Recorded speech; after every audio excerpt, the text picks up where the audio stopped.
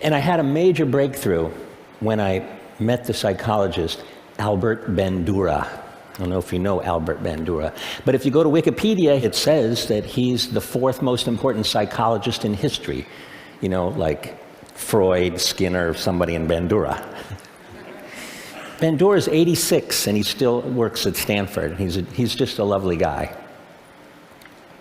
And so I went to see him because he's just worked on phobias for a long time, which I'm very interested in. He had developed this way, this kind of methodology that ended up curing people in a very short amount of time. Like in 4 hours, he had a huge cure rate of people who had phobias. And we talked about snakes. I don't know why we talked about snakes. We talked about snakes and fear of snakes as a phobia. And it was really enjoyable, really interesting. He told me that he'd invite the test subject in, and he'd say, you know, there's a snake in the next room, and we're going to go in there. And to which he reported that most of them replied, hell no, I'm not going in there. Certainly if there's a snake in there. But Bandura has a kind of a step-by-step process that was super successful. So he'd take people to this like two-way mirror looking into the room where the snake was. And he'd get them comfortable with that. And then through a series of steps, he'd move them, and they'd be standing in the doorway with the door open, and they'd be looking in there, and he'd get them comfortable with that. And then many more steps later, kind of baby steps, they'd be in the room, they'd have like a leather glove, like a welder's glove on, and they'd eventually touch the snake.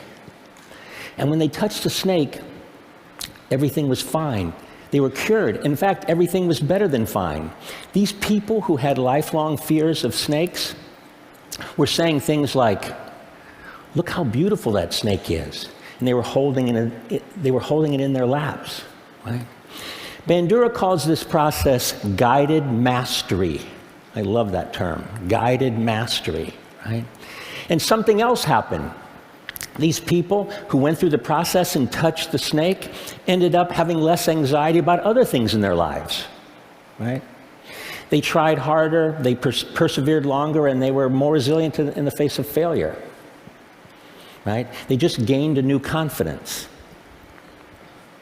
And Bandura calls that confidence self-efficacy, right? The sense that you can change the world and that you can attain what you set out to do.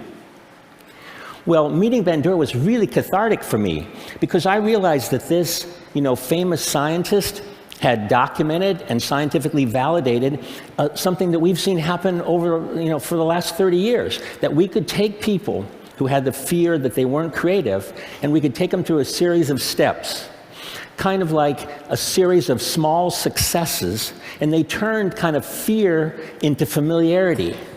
And they surprised themselves. The transformation is amazing. We see at the D School now all the time. People from all different kinds of disciplines, they think of themselves as only analytical. And they come in, and they go through the process, our process, they build confidence, and now they think of themselves differently. And they're totally emotionally excited about the fact that they walk around thinking of themselves as a creative person.